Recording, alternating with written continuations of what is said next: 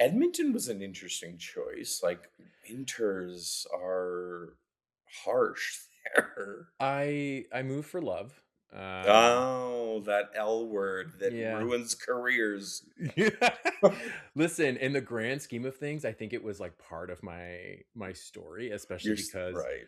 it really like listen, it didn't work out, but I learned so much about myself. I learned a Yeah, lot that I that's still use to good. this day. Yeah. That's good. I mean, we all say that. Oh, it's just, I just was in growth mode and I learned so much and all that. But we still carry that relationship like a stinky rubber boot around our neck. Anyway, I that's me being cynical and bitter, but it's okay. No, but I love it. And I will say every guest that I have, I send them the intake form and I have them fill it. Yours, I actually like LOL'd, like in real Oh, life. did you? Yes, some of the shit you wrote was so funny. Like the fact that you approached it and it was almost like I could like hear your voice again. It was one of Oh, those moments good. I'm like it got me excited and that's also why I approached my outline in like a more Yeah. humorous way because I was like he's coming in with jokes. I'm going to Oh, yeah. match him. Oh, yeah. We're going to go there. It's going to be great.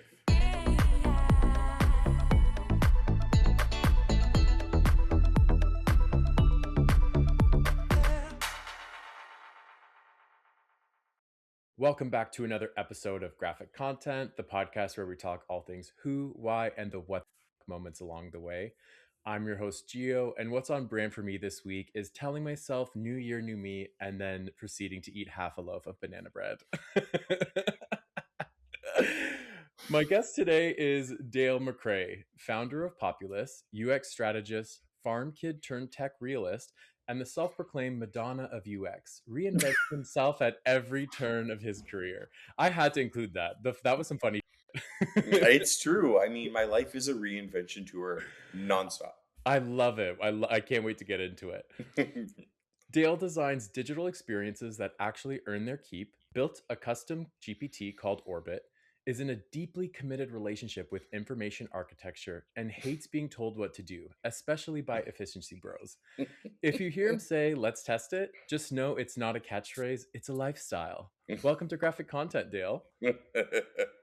Thank you very much for having me, Gio. It's wonderful to see you. Yes, it's been at least 10 years since we've connected, Oh, I it's think. been that long. Oof. Yeah, Oof. I think it was before because next week, so we're recording this the 10th of January, Right. and in about a week and a half, it'll be 10 years that I left Toronto. Oh, wow. Where'd you go? I'm in Windsor. Oh, Yeah, I okay. grew up here, and so I was like, Toronto was just like, it was chewing me up a little bit. So Right. I came home and figured that's when I started the business too. Yeah. Similar reasons to the move to Calgary. Hmm. Just Toronto is just kind of like, yeah, you know. When did you Yeah. leave? We well, there was like a 3-year overlap. Hmm. So we tried to sell the house in Toronto. The market was and we couldn't just give it away for $5 either. So we had to Yeah, kind of carry both. We Airbnb'd it there while we were building this place. It was not a cute 3 years as far as carrying two mortgages, but we made yeah, it I work. can't imagine. Yeah, we made it work. And so, but All was that good. transition like that middle phase of was it worth it? Like now that you're in Calgary? Oh, for sure. We knew it was good. We did some research. We came to Calgary a few times. We saw how the city had evolved because I grew up in Alberta. So there is an incredible food scene here. It just Hmm. it there's it, you know it has turned into since 1999 Yeah. into an incredible little cities for sure. So it's great. After I moved back to I left Toronto, I did Yeah, 1 year, just under a year in Edmonton, yeah, and I tried it out. It wasn't for me, but I will agree with you. The food scene in Edmonton and Calgary, because I would visit there as well. hmm Excellent. People want to talk shit about those cities, and I'm like, go there and just see how amazing the food scene is. The restaurants, like all of the different. There's such a variety of things that I was surprised as somebody who living in Toronto for yeah. 9 Of years. course. I'm like, holy shit, this is like really good. I loved it. Yeah. Yeah, no, it's true for sure. I mean, Edmonton was an interesting choice. Like, winters are harsh there. I moved for love. Um, Oh, that L word that yeah. ruins careers. Listen, in the grand scheme of things, I think it was like part of my story, especially because Right. it really like listen, it didn't work out, but I learned so much about myself. I learned a Yeah, lot that I that's still use to good. this day. Yeah. That's good. I mean, we all say that. Oh, it's just, I just was in growth mode and I learned so much and all that. But we still carry that relationship like a stinky rubber boot around our neck. Anyway, I that's me being cynical and bitter, but it's okay. no, but I love it. And I will say every guest that I have, I send them the intake form and I have them fill it. Yours, I actually like LOL'd like in real Oh, life. did you? Yes, some of the you wrote was so funny. Like the fact that you approached it and it was almost like I could like hear your voice again. It was one of Oh, those moments good. I'm like it got me excited and that's also why I approached my outline in like a more Yeah. humorous way because I was like he's coming in with jokes. I'm going to Oh, yeah. match him. Oh, yeah. We're going to go there. It's going to be great. Yes. So first of all, I just want to say thank you so much for doing this. Like, this means the world. I'm a brand new show still. I'm not even a year in to doing this. And anytime anyone comes on and says, yeah, sure, I'll come Yeah. chat with you, I'm like, oh, who, me? Like, I feel I, so genuinely like it oh, really excites me. And so I just want to say thanks. Like, I'm so excited to get into all the things you've been doing. Like I said, we haven't talked in a good chunk of time. And yeah. I've been seeing the stuff you're doing. And that's why I reached out in the first place. I was like, I want to see what the Dale's been up Yeah. to. What is that doing? But yeah, no, and I want to echo that to you as well. I mean, this as a brand new founder, still in the scrappy phase of piecing things together, Mhm. this is the kind of thing I need to be doing. So I appreciate you for this. Oh, listen, it goes both ways. And I think the thing too that I really like is for me, I see, we all know tons of people, let's be real. Yeah. And the through line that I have with everyone that I want to talk to is carving out your own path, regardless Right. of the stages that you're in. Like the first episode that I ever recorded was with my sister, who was 2 weeks into launching her new practice. And Oh so wow. I thought, what a perfect time to do my first Yeah. episode of the podcast with somebody who's in the early stages of just having established the new chapter of their career. So to Yeah. me, it's like any stage that you're at, that they're all Amazing. valid, right? We all go through the different periods of the incubation stage, the like testing phase, there's so many Yeah. things. So, to me it's all interesting. Well, I mean, as the Madonna of UX, I know exactly what you're talking about. So, Okay, so let's just jump right into that. So for you, like what is it about the reinvention piece? Like why is that something that you named yourself in the intake form? Like what about that is important to you? to reinvent yourself means that you are, I don't know, not just creatively challenged. Hmm. It allows you to have a different perspective in the world. It really Yeah. does. So when you change, when you move, and I've moved a lot, I get teased a ton about that. But but my career took me, I allowed my career to take me to New York, to Montreal, to, these Yeah. different cities. And it just, that perspective is something I crave, especially in a career where we focus on humans, right? So to enrich that focus, Yeah. that reinvention, that change just has to happen, to me anyway. And I am a creative soul for sure, so it's just something that I need. It's something my soul needs. I'm starting to slow down a little on the drastic changes, Yeah. which feels right as well. So I just kind of follow the universal pull, and that's kind of how it is. It's interesting because a lot of times people will say like you're young, you and I grew up very similar situations. Like I grew up in on an acreage, like farmland, Yeah. middle of no animals, but I middle of nowhere. You leave, you're a gay kid, go to the city, do your whole thing, and then something about it like pulls you back. Like I know. I don't know what it is. Like what like Oh, for you, how are you back in Alberta? how Like am I back? Excellent question. I mean, I never in a million years thought that I would be back here. Ever. right? I mean, a lot of it has to do with, yeah. I'm super close with my parents, Yes. and I want to be closer with my nieces and their kids.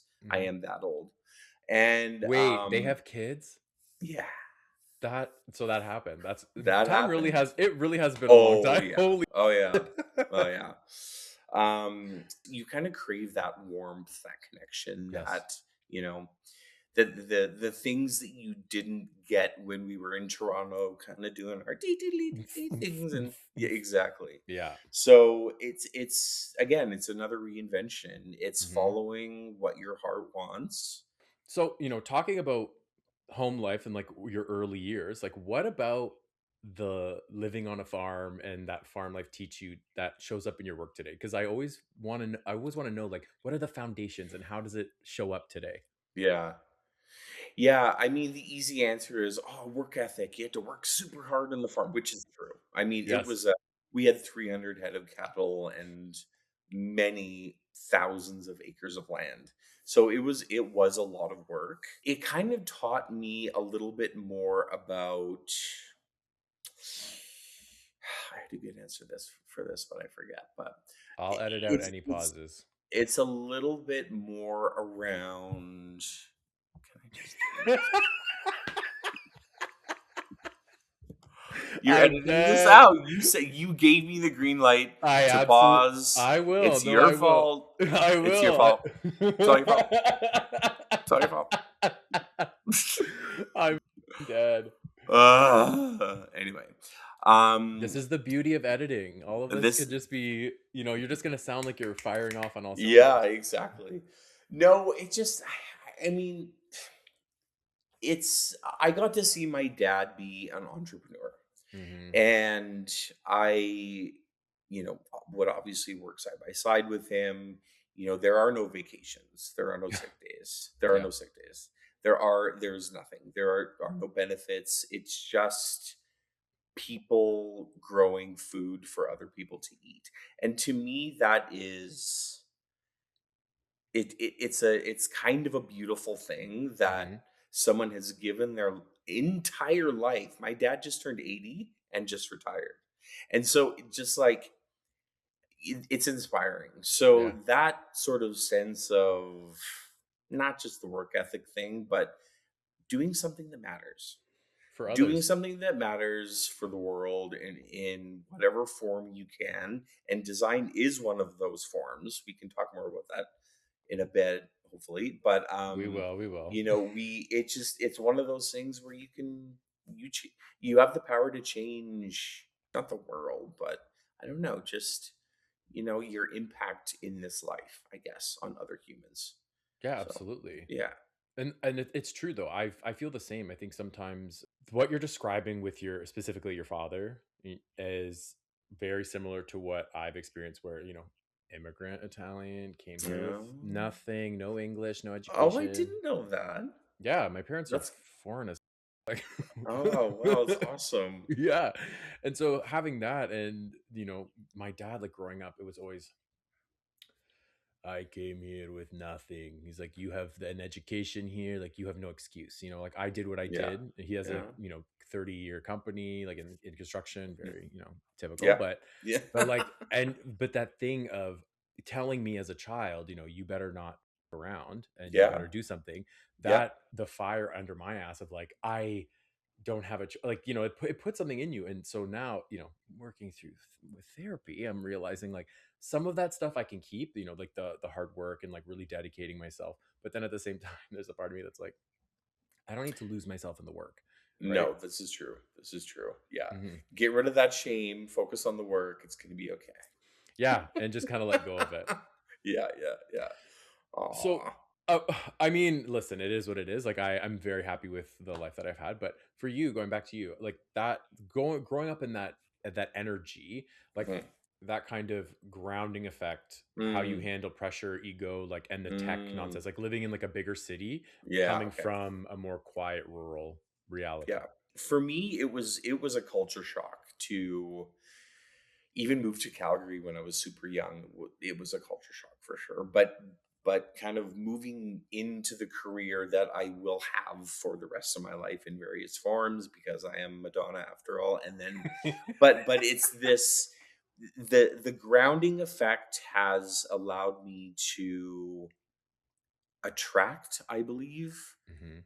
really incredible people, talented people, nice people, no ego people.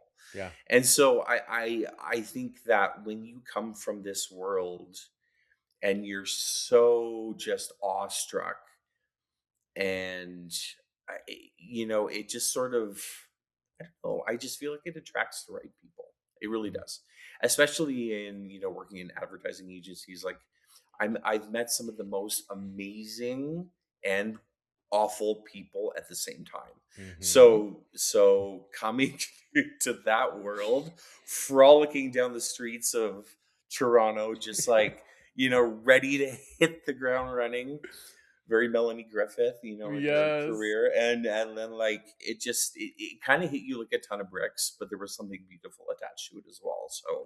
So there was a kind of a mixed bag of experiences on that front. Oh yeah, But 100%. I And never really lost kind of the that thing that you are able to, I don't know, to look around the world in awe, because I used to do that on the farm too. It's just like, there were the things that we've seen, are very few people get to see that kind of stuff.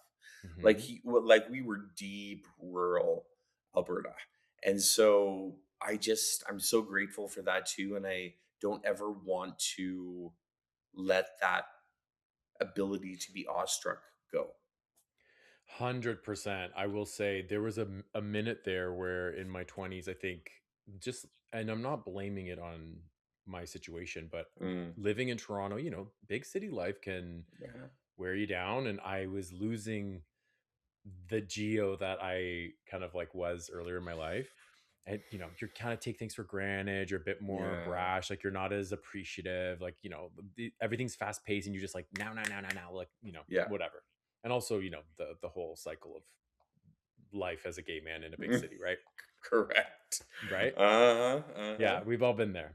Uh-huh. And my goal, especially over the last couple years, I've really started to tune into something that is like, I'm not returning to myself or like rediscovering or whatever. It's like this thing Mm, that's been in me, but I'm like, it's been very quiet.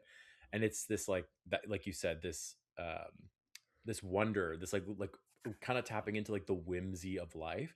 Like I just went on a couple really big trips this year, and the whole time I just made sure I was like, yes. I'm Yeah. here. Like Yeah. I'm here, and Yeah. really let it sink in and be present. And it just made things so much more just like magical. I don't know, like so cheesy, Yeah. but it's the truth.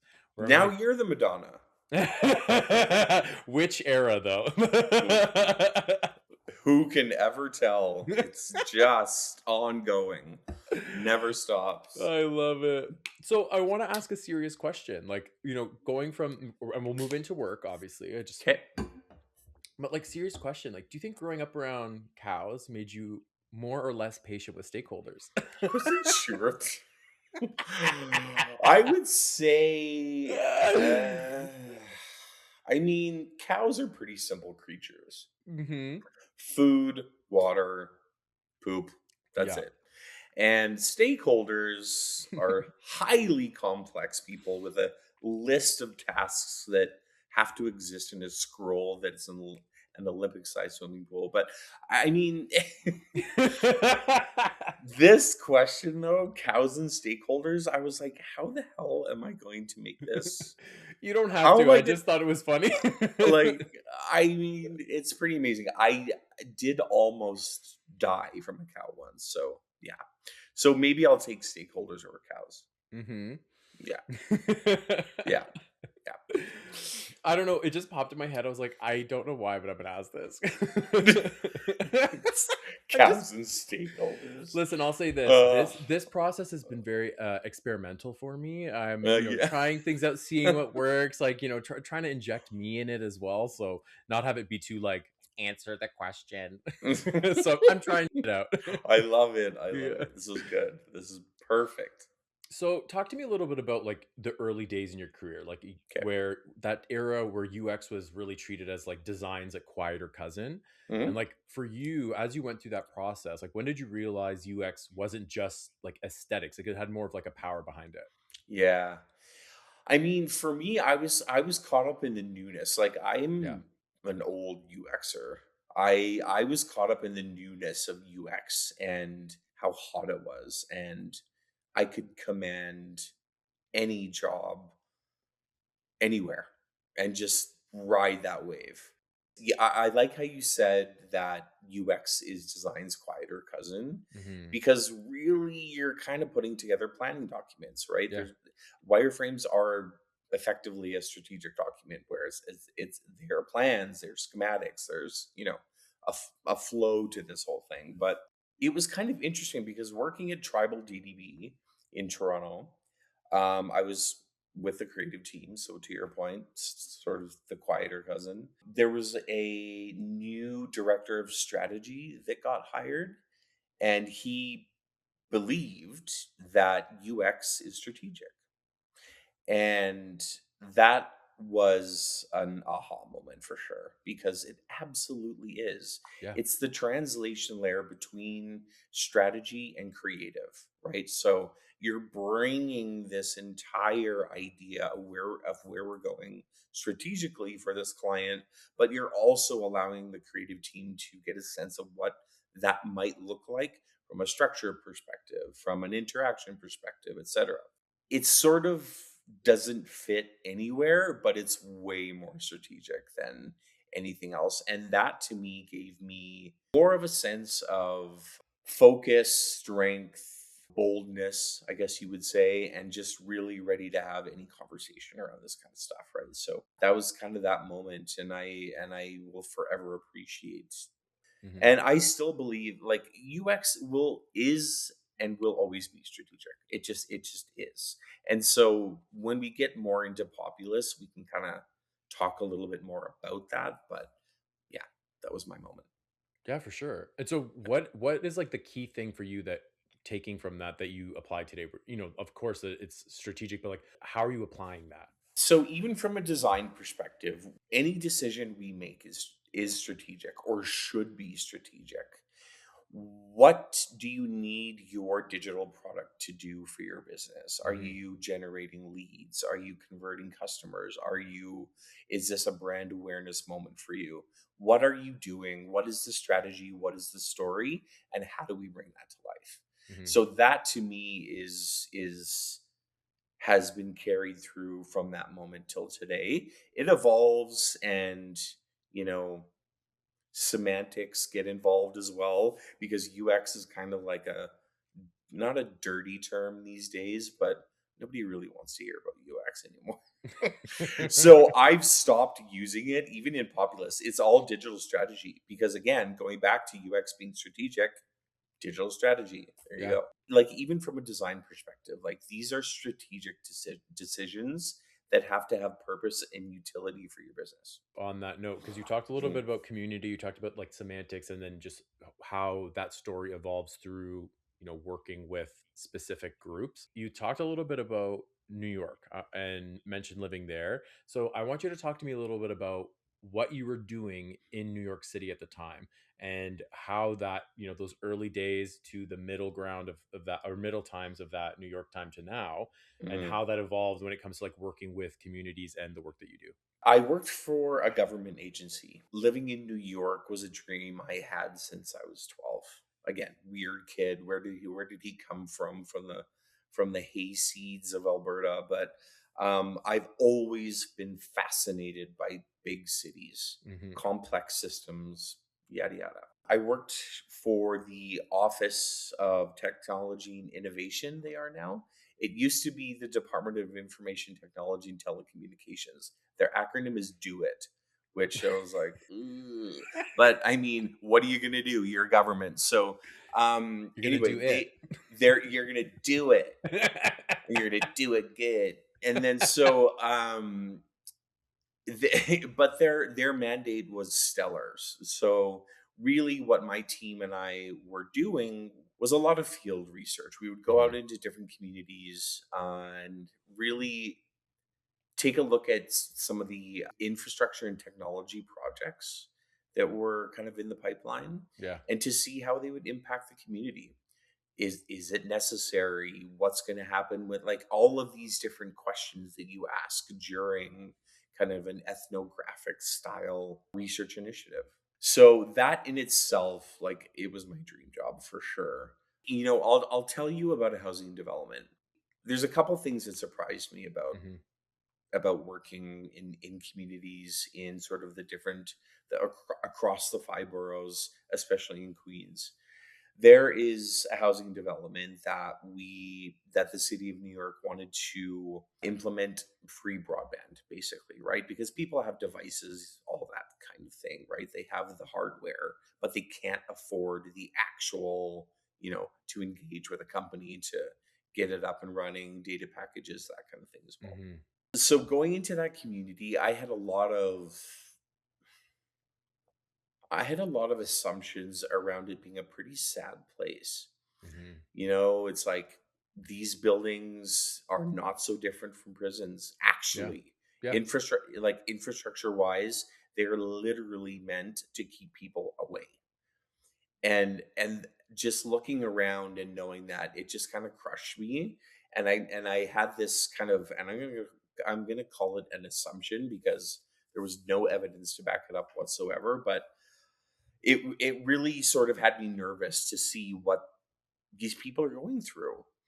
And they are such a tight knit, happy community that it blew my mind, and it just totally gave me a whole new reinvention, one more Madonna moment of Yeah. perspective, where I was just like, oh my god. Some of those housing developments are, there's generation after generation after generation living there, right? So, Hmm. they would have get-togethers, barbecues. They were happy, smiling, laughing, willing to embrace me as this government white guy from Yeah. Canada who had really no right to be there in the end.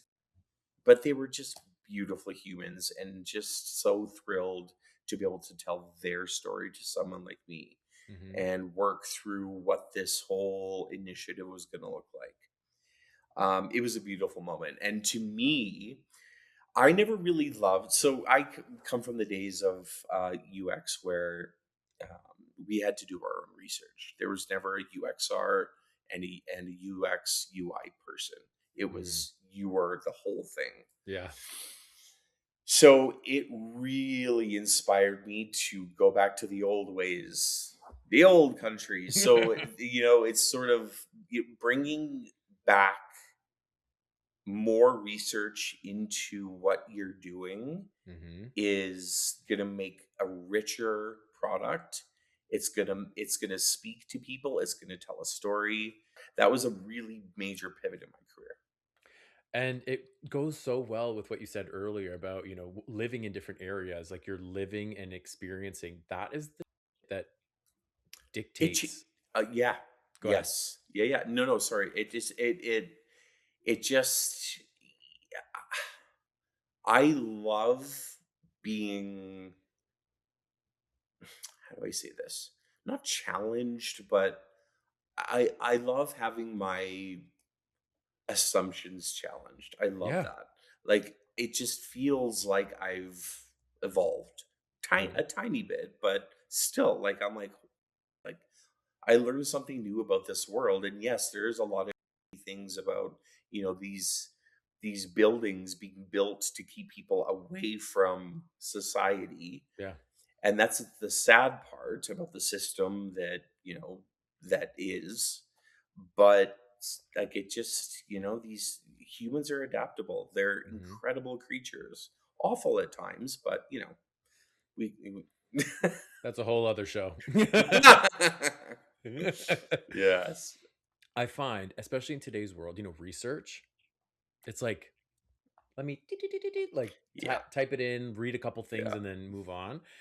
That to me is something that is a lost, like, obviously there's companies with budget, there Mhm. are organizations who have money to do research. A small fish like Yeah. me, I don't have that, the luxury. But there's the way that you approach it, and hearing you talk about being like out in the world, understanding who you're working for, basically, that is like gold. Talk to the humans. That's all I have to say. Hmm. Go into their environment, see what they go through, and just listen.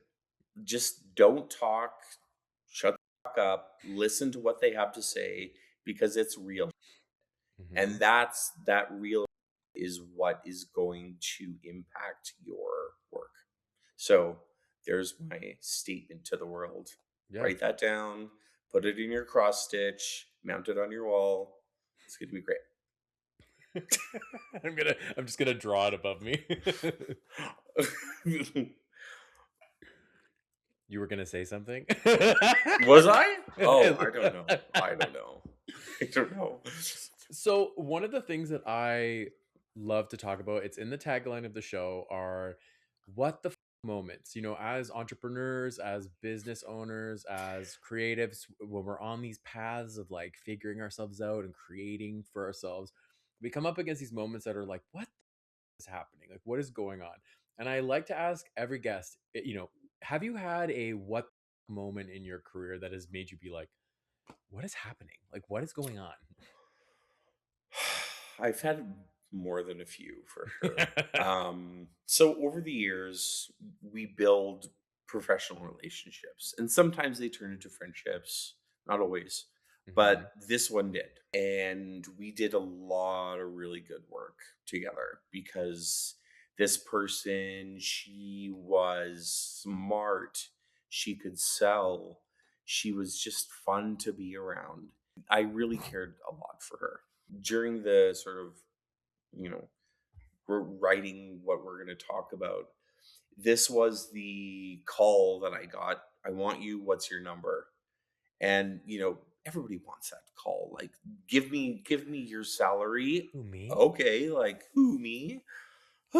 Anyway, so it was sort of, yeah, it was one of those things that was wonderful at the time. Hmm. But there is always a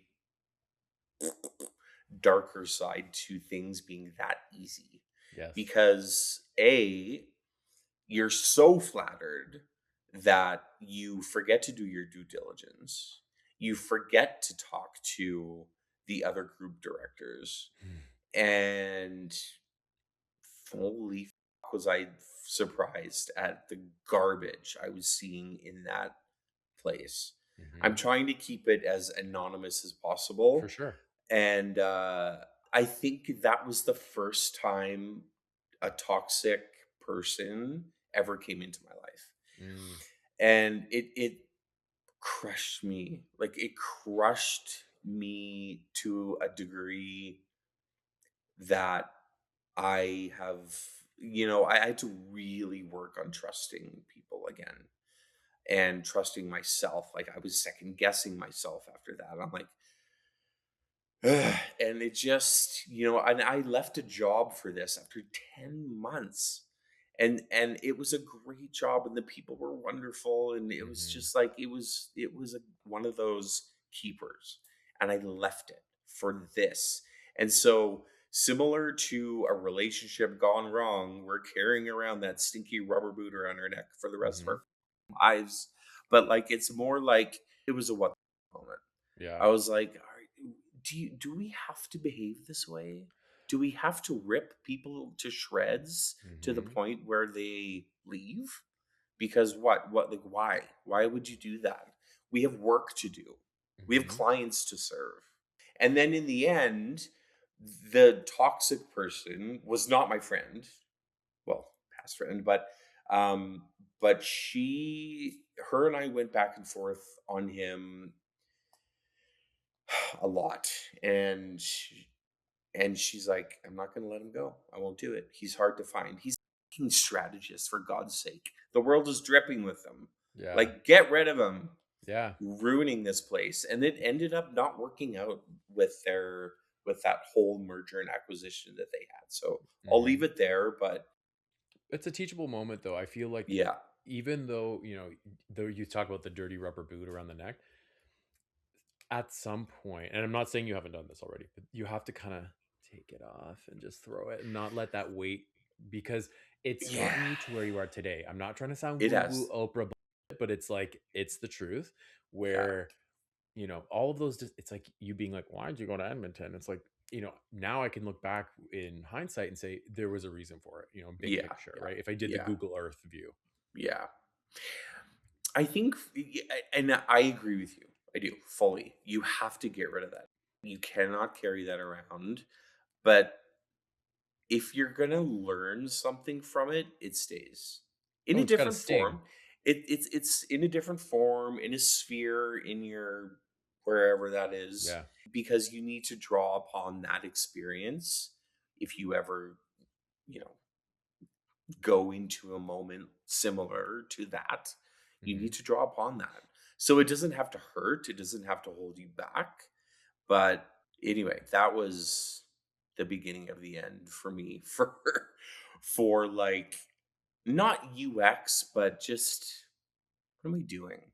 Yeah. What is this? What is this world? What is who are we? What is human nature? What am I doing that is grounding me into this life? Hmm. And these are big, heavy questions. Yeah. And that was a tough 2 years. Anyway, Part of me, I truly believe that, and I can only speak from my experience. I can yeah, talk, this is what I think about everyone, but for me, this is what's happened for yeah, me, yeah. is that a lot of times, especially in work environments where because I've worked for horror shows where I've been verbally, cut down for literally no reason. This person was like It a breaks my heart. narcissist. Yeah. Where basically it came to a point where I was told, like, I'm gonna sit with you when you work to watch what you do, so that way you can do it right. And I was like, you're gonna sit behind me and tell me how to move across the screen? It was it to the and I ended up getting fired because I stood up for myself in a meeting. Good for you. I said, please don't talk to me like that. I don't, Yes. I work my ass off. I'm learning skills I've never learned before for you. And the next day I got fired because I was still under probation. And Yeah. it was Eh, actually in Edmonton. And I think that was honestly, the universe was like, you're going to learn a lot of lessons in a very short amount of time, but we're going to do everything to make sure that you do not put roots here because it's not yeah. meant for you to stay here. I Right. like, it was Right. crazy. Like nothing worked out for me there. But Yeah. now, once again, but going back to you, like so that situation, how did that moment in your life, that time in your life, like propel you forward to where you are today? Like how would, if you could look at it now that there's been some time. I think it has shaped me as a leader for sure. I Hmm. don't ever want to be someone who is complacent Yeah. when you know the root of the problem. And I just, choices were made and that's fine. You have a business to run, great. But I don't want to say that I'm scared that I'm going to turn into that person as a founder, but Hmm. I'm highly conscious Yeah. of what I will not become. Hmm. And I know who I am as a leader. I've been preaching that for years, but now know what I will not allow to Hmm. happen in my organization. Why would you behave in that way? We are here to lift each other up, bring beautiful ideas to the surface, and just connect. And like, I don't know, I'm starting to sound hippie-ish, but That's it my just whole is. MO. Don't worry. Yeah, it's just like, oh no, now I sound like Geo cool. I so I think it's kind of like Uh, uh, it's one of those things that that's really the main thing I can take away. mhm. Actually, the other thing too is I don't usually stick up for myself as much as I should. Mhm. So that's another takeaway too, where it's like, nah, you can't do that to me. You can't talk to me that way. In like and call these people out in front of others. I just don't do that. It's more of a sidebar for me, and maybe that will always be the case because if and when that happens, there's a hard conversation happening. Yeah. It's a sidebar, but you're gonna get it. And how to deal and influence people, I think, is really difficult, especially when they're as toxic as this person was. And I don't know. And I kind of think back a little bit more about what could I have tried differently Hmm. to make this something more that I want to exist in, or something more that I can kind of control or influence, or but I kind of just was like, after 4 months, I was done. My soul was so crushed. It just oof. But maybe the universe, to your point about like Edmonton, right? It just, it gave you the signals to run for the hills. Yeah, it's like listening to your heart. I think that there's an important part of that. I think we live in a world where the mind is so, I mean, things are changing, but the Yeah, mind is focused on. And I think that we are the disconnect between what we feel in our gut and our heart. There's yeah, like a block here in the yeah, middle of yeah, these two parts of ourselves. yeah, And it's like when I stop thinking up here and I'm like, okay, what am I feeling? Like yes, genuinely, yeah, that's when I actually can like connect and like step into more of an alignment in how yeah, I operate. yeah, And so, having talked about this, and you're like, these situations have gotten me to today. Let's talk yeah. about today. So, I want to talk Populous. So, for you, Populous is rooted in like your farm upbringing. We talked about where you came from, how you left, and then you went back, which to me feels very full circle in what you're doing in the world. And so, why for you was it important to bring agriculture into your tech work, like instead of leaving it behind? Like, why are we Mm. focusing on that today? I saw how hard my dad worked and how much technology could solve some of the problems, right? Make it Hmm. a little easier, right? But that aside, I think, I have such a deep respect for agriculture, and it is kind of the sector that technology and digital transformation has forgotten. Not totally. I mean, there is a lot of innovation happening in agriculture in Denmark and sort of, that side of the world, but they're generally further ahead than we are. Yeah, But I believe that, again, I think I go back to the deep respect I have for farmers yeah. and growing our food and not taking that for granted and wanting to support that. Support the fact that the world needs food. Yeah. There are tools and ways of doing things with data and autonomous tractors and understanding the soil quality in different parts of your field that will enhance the quality of what we are ingesting. Hmm. So really, I want to have a broader impact on sort of what we're putting in our mouths. There's lots of reasons why. I think, again, it comes from a deep respect for the people who work really, really hard for the things that we just get to enjoy, right? Oh So, yeah. that's kind of where that is. I feel you on that. I Mm, don't have the same experience of your upbringing, but the one thing I can compare it to, once again, going back to my dad, he grew up raised as a farmer in Italy. Like him and his mm, father, that was their they had the farm, that's how they operated. So now here in Ontario, he's still like that is his thing. In the summer, in the spring, like he's got his whole garden. Anyone who's visited my parents' place, like you know what I'm talking about. It's insane.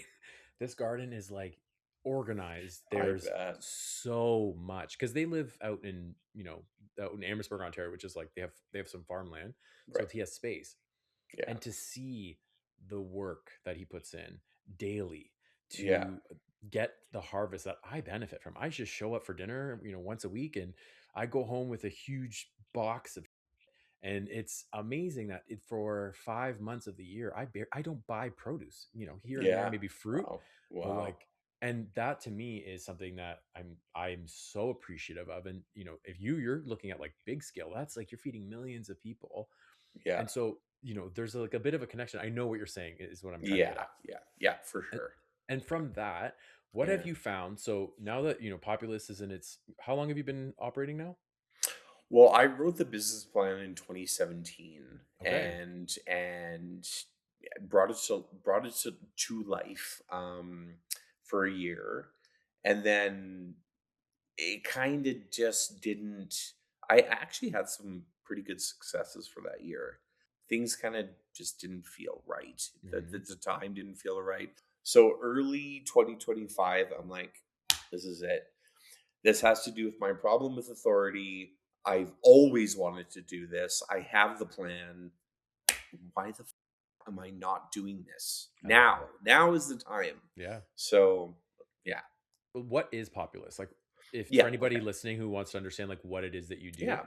Yeah, for sure. So we focus on the small and medium sized business community because I believe, and I've always believed, that they are kind of the backbone of the economy, right? Hmm. And so, especially in Canada, I mean, it's hard and expensive to do business here. In the US, you've got to give them credit. They facilitate entrepreneurship like crazy, and they Way make, more. yeah, way more. And it's tough here. So I want to be there for our fellow Canadians on that front. So what we do is we focus on SMBs. We basically give them a digital uplift if they even if they have one, right? So basically Populous can be sort of distilled into three phases. One is the digital strategy assessment. So kind of going back to, the everything is strategic, everything has Hmm. a purpose and utility. We take a look at your digital footprint. What are you doing on your site? What's not working? What do you want it to do? What is your dream state for your business? And how can we use digital to help you get there? Mm. And so there are a lot of frameworks that we put into place to ask the right questions, to get to the right answers. We put a roadmap together in a week, and then we move on to phase two. Phase two is the experience design, which is where we basically develop UX and UI. I hate putting those terms together, but that is what we do Yeah. because there are tools that make it a lot easier to kind of produce that sort of output. And then there's a third phase, which not every client is going to move into, but that's the custom product development.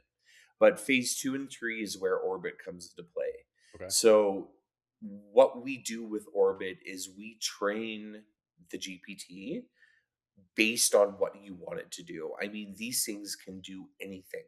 They can work in the background generating content. They can be part of your onboarding for a new employee.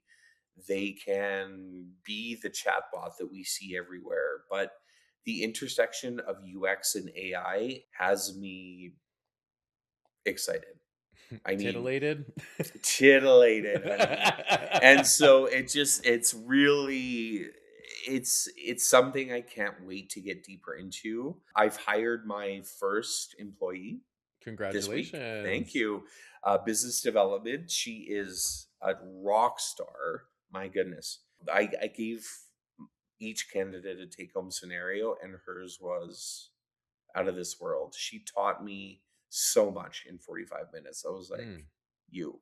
Together, we're going to build out our ICPs, which is agriculture, but also oil and gas as well. It's kind of funny to have those two things in the same sentence, but that's where we're at.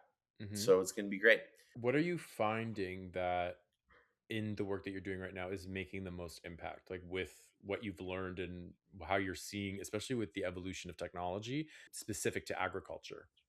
In the prairie provinces, we have a real issue with connectivity, a Mm. real issue. So, what does that look like from a farmer's perspective when they're trying to calculate the mixture of, their fertilizers and the other chemicals that kind of, I shouldn't say chemicals, but the other things that go into how they see their crop. Hmm. If they could have that connectivity in the middle of a massive field, that would be a game changer. So I'm not looking to build like cell towers and infrastructure, Yeah. but like offline tools that are able to help a farmer make a decision, on the fly. Like it's kind of a big deal, right? So Hmm. I think that that would be the biggest pain point right now. Keeping up with commodity prices is super tough, especially for a lot of the older farmers as well. It's one of those things that just these tools don't exist. Hmm. They don't make it easy for that information to, you know, be digested by a farmer. And then when it comes to cattle too, like a dairy farm, there are I've seen these robots that spin up and down the aisles, pushing the feed closer to the cattle, but also scanning their eyes, scanning their udders, making sure they're healthy, gathering that data. How do you Mm. use that data? What do you do with it? Right.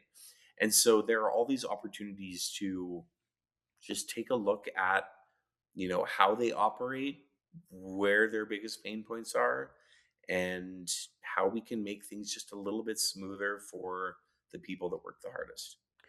That's so interesting. I had no idea that that was even a technology, specifically like Yeah. the cow scanning.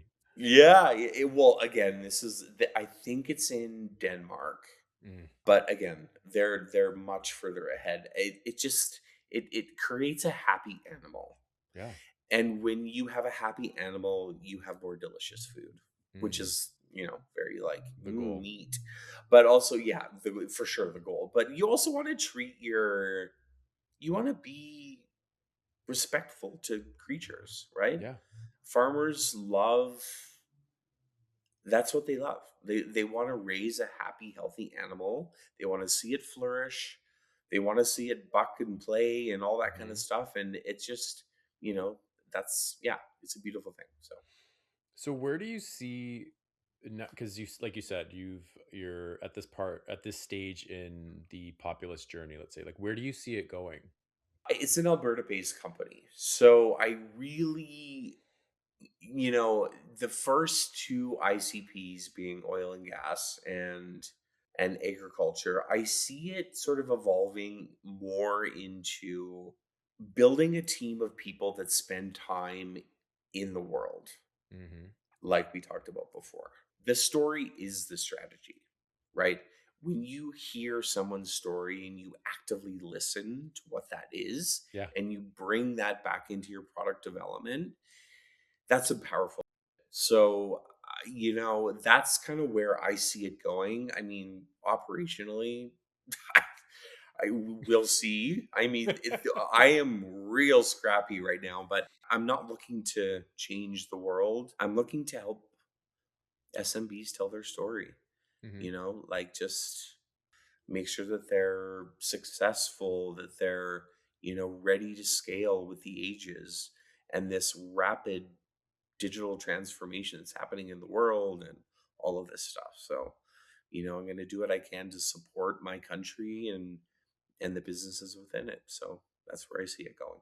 I love to hear it. And I think that based on, you know, what I know of you, what you've said, I think that that's very important. You're keeping like a humanity to it, even though, a lot of people like, oh, AI, oh, like technology, we want to scoff at it. But Yeah. at the end of the day, right at this stage, I don't know about in 5 years from now or even 5 months, but Yeah. humans are the ones that are kind of like running the ship of what it can do and how it works. Yeah. And Yeah. so to me, I think that if you're leading with that humanity, that human intention, Yes. I think you're in the right place, especially with your mindset. Yeah. And thank you for that. And I want AI to be a positive piece of our society. Yeah. I wanted to do good things. So and I love that you said that because the human behind the AI is what makes it what it is. Yeah. And it can be very bad. It can be a very dangerous technology. 100%. And whether we make it through this as a world as a species. I'm not sure, but I mean, that sounds a bit bleak. I think that, it's still real, right? It's a It's very very real. real possibility. So that's why that at the core, at my center, you have got to bring in that purpose and utility and just do good things. 100%. I'm a cynical queen as well. I'm not gonna lie. Like I Oh, I definitely know you are. a lot of my stuff that I put out, like positive and this and that, because I do believe the world needs Yeah, that. Like I it don't care does. if people want to scoff, but there's another side of me. I'm like, we are like I We're want we're like Human nature is garbage. We are trash. garbage. We're naked apes running around the world trying to Yeah. do something, right? Yeah. Like I get really disappointed in humans in a lot of I ways. know. And those are the ones that I'm like, they're going to fuck us. But I'm going to do what I can to, I don't know, not mitigate it, but maybe soften the blow. I Yeah. don't know. I No, don't know. I agree That's a with you. lofty goal, but It's not even lofty. I think it comes down to, and I say this all the time, it's like we Mhm. can't change the world, just me and you on our own. Like we Right, really can't. right, right. That's people. We have to actually come together, and that's the that humans don't That's understand is that we correct. have to not separate ourselves and Yes. seeing it where, and it's honestly insane to me that we are getting to a point now where the pendulum is swinging to a point where the infighting, I don't, it's just not part of me, That I don't get it. I don't get it. I'm I like, you guys are I don't so get it either. stupid. It's this isolationist, hyper nationalist world now. Hmm. And what happened? Like, how did that happen? Is it history repeating itself? Like, I just, it's a, I have a lot of theories on why and things, but I mean, we'll leave those for another talk. I love But that though. I love that. That's the stuff you that love that shit. You want to talk I about? Well, I don't know. Maybe I mean, I just wish that religion would chill. That's all I'm gonna say on that. yeah, at the very Yeah, least. But just chill. but Just chill. I'll say this: religion is not just religion in the sense of like I like to think that we live in an era of the cult where everything it feels like a cult. Yeah. Even fandoms of like celebrities are cults, like these like Weird. hardcore weird, these people who are just so obsessed with whether it's Christianity or like certain celebrities, I'm not going to say, but like certain like these devout followers who are Yeah. blinded to what's actually going on or the Yeah. interactions they have. And I'm like, I feel like Neo a lot of times. Like I definitely feel like Yeah. I'm in the Matrix. Yeah. And like, listen, I participate in the Matrix like just like everybody else. We all do. Yeah. But at the same time, like I feel, and I'm not trying to sound like I'm better than these people, Yeah. but you know what I mean? There's a part of me that's like, are we not? Yeah. Are we all? Can no one see? Like, It, it's so I. crazy to me. It is crazy, and the Matrix is still a working theory, by the way, by very real scientists. Yeah, I But believe it's real. um, the oh god, I forgot what I was going to say. But I think it just is. I don't know. I think deep down we are born with this. Oh my god, I'm going too deep, but maybe you No, can edit I this love out. it. Please. But I think we are born with this into a world where shame is brought upon us almost immediately in whatever form it is.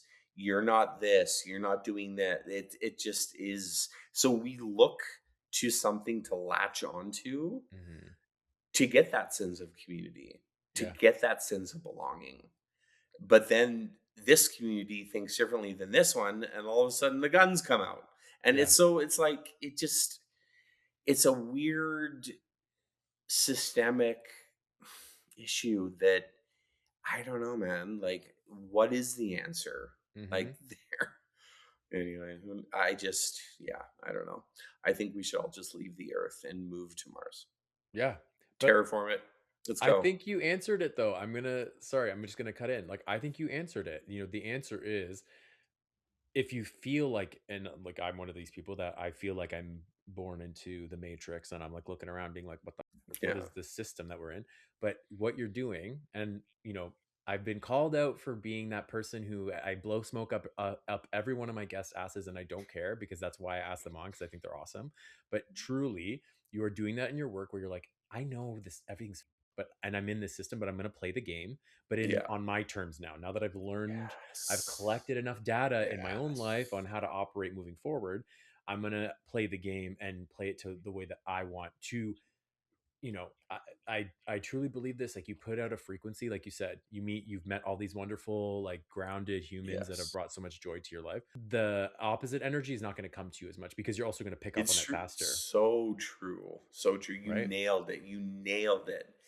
You've got to move through this life with a sense of purpose, with compassion and love. Yeah, And I know I hate I'm being I'm being hard on myself for being too mushy gushy because the cynicism is kicking in. But you do. I mean, lead with it's true. compassion. Yeah. Listen more than you speak, Hmm. and hear other people's stories and what they're going through, because that will change you. Anyone, right? So Yeah. And yeah, listen, two things can be true at once. I'm a lot of my friends know I can be very like vulnerable, and I can be very, what's the word when you're like very like truthful and like how you're feeling? loud. No, no, no. What's the word?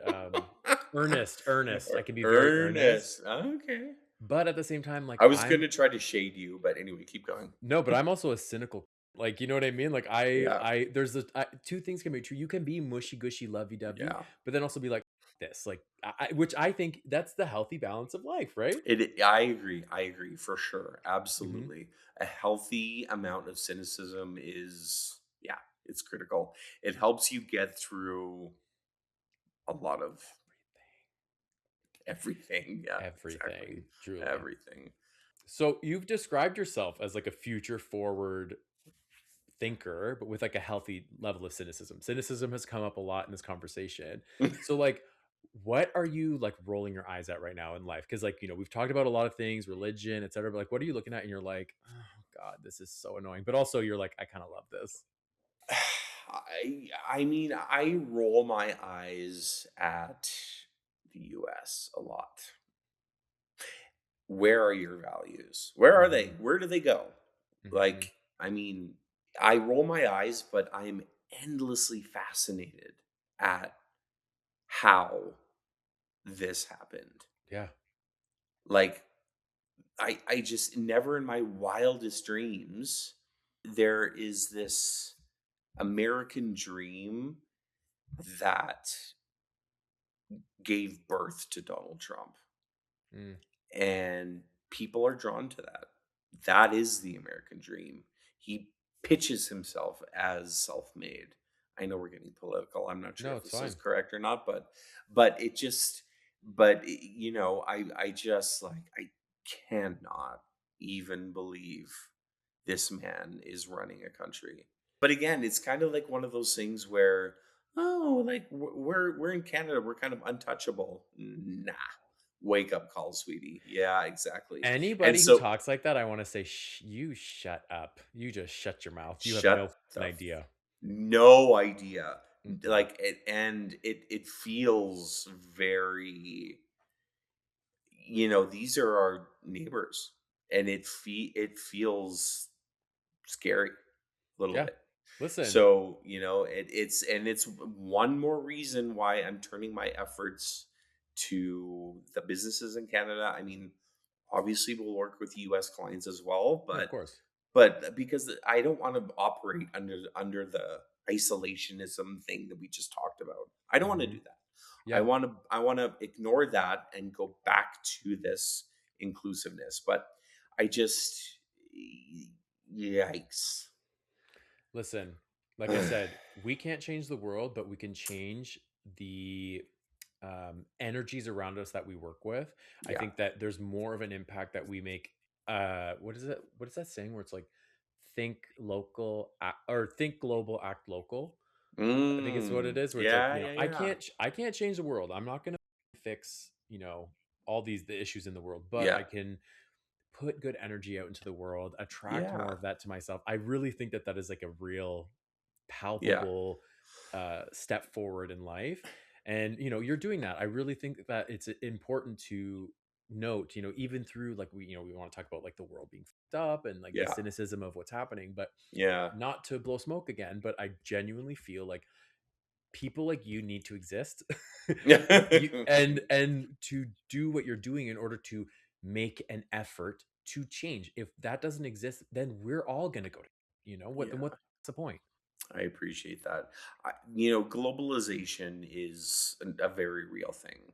Yeah, And yeah. for people to think that we are not all connected is ridiculous. Like it just is it's actually saddening to think that to for a planet full of a species that think that they're not connected through everything around them, whether Hmm. that is, I don't know, food, food, back to agriculture. Anyway, but my point is that what we do matters and it has a ripple effect, Yeah. right? And so we have to keep that going, I think.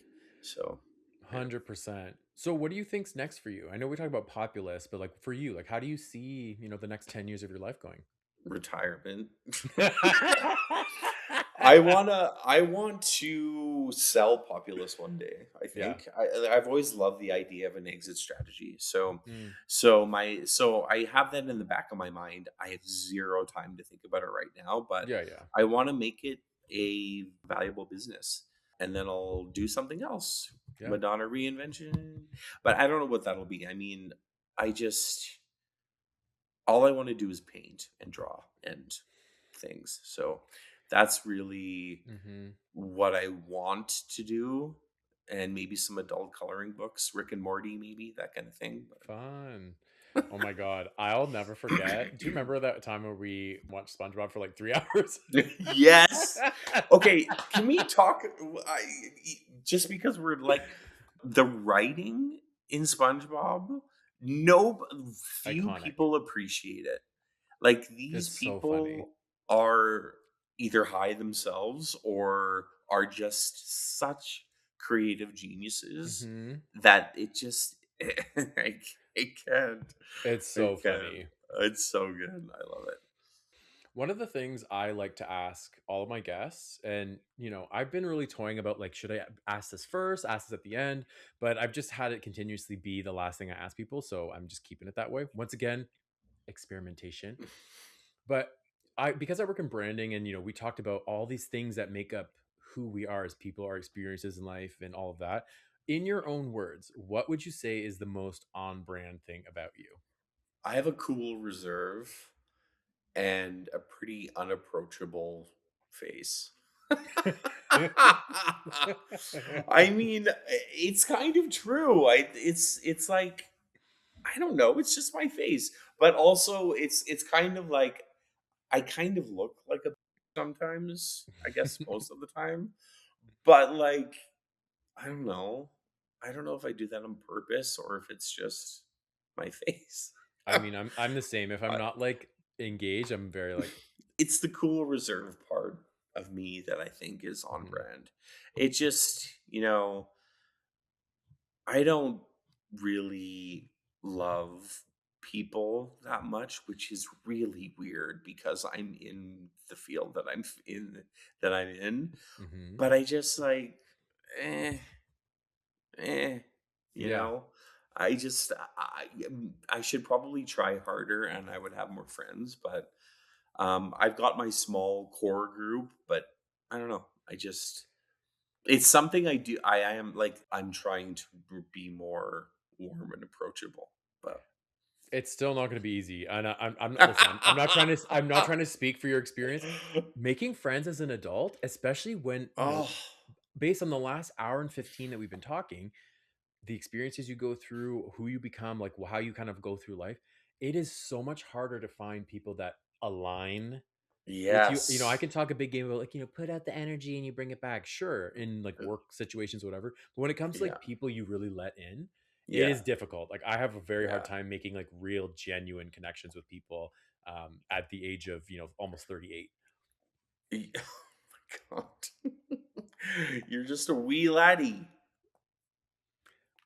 I'm I'm almost 44. I'm okay, but 44. so it's still it. So when you're 44 and you are like, I'm gonna make some new friends, it's gonna be That's exponentially what I'm telling you. I harder. just said that.